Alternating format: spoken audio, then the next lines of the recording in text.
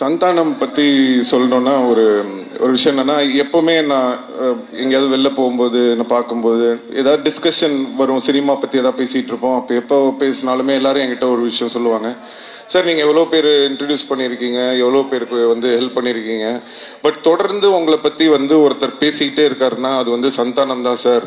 அவர் வந்து எந்த ஃபங்க்ஷனாக இருந்தாலும் சரி, எந்த இன்டர்வியூவாக இருந்தாலும் சரி, எந்த மேடையாக இருந்தாலும் சரி, எங்கே அவரை பற்றி அவர் ஏதாவது ஒரு விஷயம் பேசும்போது உங்களை வந்து மென்ஷன் பண்ணாமல் அவர் இருந்ததே இல்லை. அது என்ன சார் காரணம் அப்படின்னு சொல்லி நிறைய பேர் கேட்பாங்க.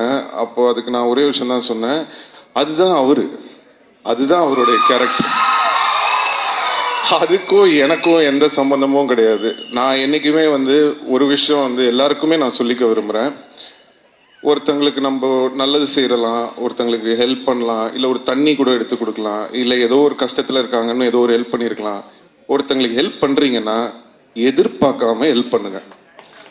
இந்த எதிர்பார்ப்பு வச்சுக்கிட்டு யாருக்குமே எந்த ஹெல்ப்பும் பண்ணாதீங்க.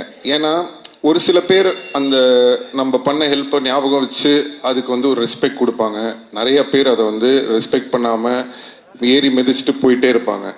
ஸோ ஒருத்தங்க ஞாபகம் வச்சிருக்காங்களா இல்லையா, அவங்க மறந்துட்டாங்களா இல்லையா, ஏறி மிதிச்சுட்டு போயிட்டாங்களா இல்லையான்றது நம்மளுக்கு முக்கியமே கிடையாது. நம்மளுக்கு தேவை ஒன்றே ஒன்று தான், நம்மளுடைய கேரக்டர் இதுதான். எனக்கு ஒருத்தங்களுக்கு ஹெல்ப் பண்ண பிடிக்கும், நான் ஹெல்ப் பண்ணுவேன், அவ்வளோதான்.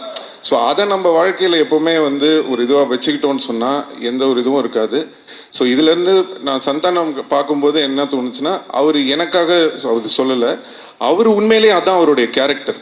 ஸோ அந்த பழசை மறக்காமல் அவர் இருக்கிறதுனால தான் இன்னைக்கு வரைக்கும் அவரோட எல்லா டீமும் அவர் கூட இருக்காங்க. ஸோ அது அவருடைய கேரக்டரை காட்டுது.